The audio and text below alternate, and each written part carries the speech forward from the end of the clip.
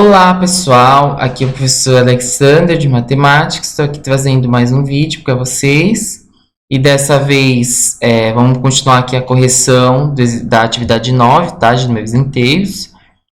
Então vamos continuar aqui a correção. Então vamos para o exercício 2. A maior variação de temperatura registrada em um dia foi em 1916 em Brooklyn, Montana, nos Estados Unidos, onde a temperatura variou de 7 graus a menos 49 graus Celsius. Determine quanto foi a queda de temperatura. Então, gente, basicamente nesse exercício 2, gente, o que ele está pedindo? Ele está pedindo quanto que foi que mudou a temperatura, tá? Quando ele fala queda, certo? Quando é queda, quer dizer que a temperatura vai ser negativa, tá? Então, esse resultado vai ser negativo. Quando eu penso em queda, eu já penso no negativo, tá? Que ele caiu, subtraiu, tá certo? Então, como é que eu calculo uma variação de temperatura, uma mudança de temperatura? Basicamente, eu fazer a conta da temperatura final, tá? Quanto que foi a final, a última que ele ficou? A última que ele ficou foi a menos 49. Então, eu coloco a temperatura final menos a temperatura inicial, tá? Então, basicamente, quando eu chamo variação, é isso que eu estou querendo fazer, tá certo? É essa continha aqui.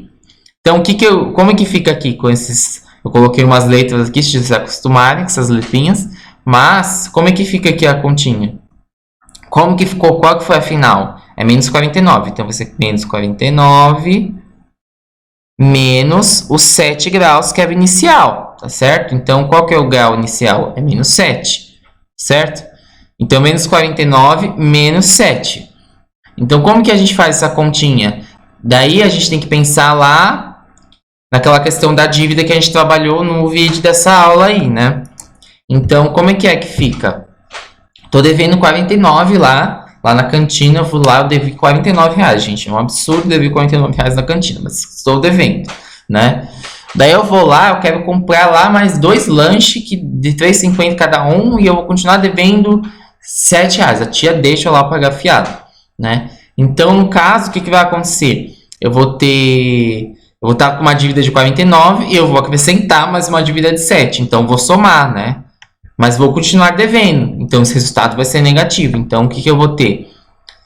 Menos 49 menos 7. Então, se eu for pensar, menos 49, 49 mais 10 dá 59. Daí, menos 3, menos 56. Tá certo? Então, no caso, essa continha dá menos 56. Então, quer dizer o quê? Que a variação de temperatura foi menos 56 graus. Então, quer dizer que ela caiu menos 56 graus. E é muita coisa, né? Agora, vamos para o exercício 3. O que fala o exercício 3, gente? O exercício 3, ele fala o seguinte. Um garoto faz o seguinte percurso sobre uma reta numérica. A partir do zero, ele caminha 5 unidades no sentido positivo. E em seguida, anda 7 no sentido negativo. Determine o ponto em que se encontra o garoto após esse encontro, esse percurso. Então, aqui, basicamente, a gente tem que fazer o percurso dele, igualzinho ele fez aí, esse percurso imaginário dele na reta, né? As continhas que ele fez aí. Então, vamos colocar. Ele iniciou no zero. Daí, o que ele fala depois? A partir do zero, ele caminha 5 unidades no sentido positivo. Qual que é o sentido positivo? É o da direita. 1, 2, 3, 4 e 5, tá certo? Então, ele parou aqui, caminhou 5 unidades no sentido positivo. Daí, o que ele fala? Ele faz depois? Em seguida, anda 7 no sentido negativo. Então, o que ele vai fazer? Ele vai andar 7 no negativo. Então, vamos colocar. Ele foi no 1, 2, 3, 4, 5. Daí depois, antes do zero tem o menos 1. 5 no zero. 6. 7. Então, no caso, ele parou aqui no menos 2. Tá certo? Então, o número que é do percurso que ele parou foi no menos 2. Tá? Então, basicamente, a conta que ele fez, gente, foi a seguinte. 5 menos 7. Que dá menos 2, tá certo? Então, tenho 5 reais, estou devendo 7, vou lá, continuo devendo 2, tá certo? Então, basicamente, essa continha que ele desenvolveu. Agora, o exercício 4, o que pede o exercício 4? O exercício 4 também é bem simples. Para fazer um bolo, Renata gastou R$ 27. Ela vendeu o bolo por 70. Qual foi o seu lucro? Então, no caso, gente, ela fez uma coisa que faz sentido. Ela gastou um valor aí para fazer esse bolo e ela vendeu por mais do que ela gastou para fazer. Porque se ela não fizesse isso, ela não ia ganhar nada, né? Ela não ia ganhar um dinheiro, né? Então, basicamente, quando eu penso em lucro, gente, essa ideia de lucro, o que é essa conta? Na verdade, é quanto que eu vendi, tá certo? É o valor da venda menos o valor do meu custo, tá? Então, quando eu penso em lucro, é isso que eu estou pensando, tá? Quando eu penso na ideia de lucro. Então, como que fica essa continha aqui? Pega emprestado, aqui sobra 6. Daí eu vou ter, aqui vai sobrar 3 e aqui 4, né? Então, basicamente, o lucro dela foi R$ 43, tá certo? Então, ela ganhou R$ 43.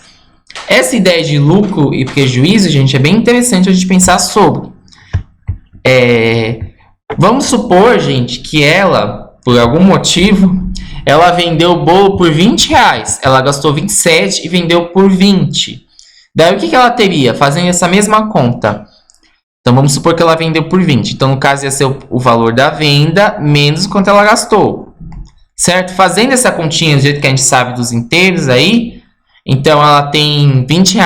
Tá? Tem uma dívida de 27. Ela dá esse dinheiro lá.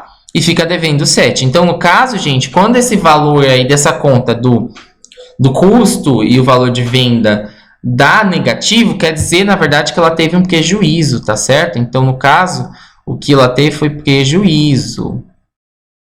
Aqui, se eu for pensar assim, se caso ela vendesse por 20, tá? Então, no caso, tem essa relação. Se fiquei com prejuízo, eu fico no negativo. Se eu fiquei no lucro, eu fico no positivo, tá certo? Então, essa relação que é interessante entre lucro e prejuízo, tá certo? Então, espero que tenha ficado tudo claro para vocês. Espero que tenham entendido aí, mas qualquer dúvida podem falar comigo sem problema nenhum, tá certo?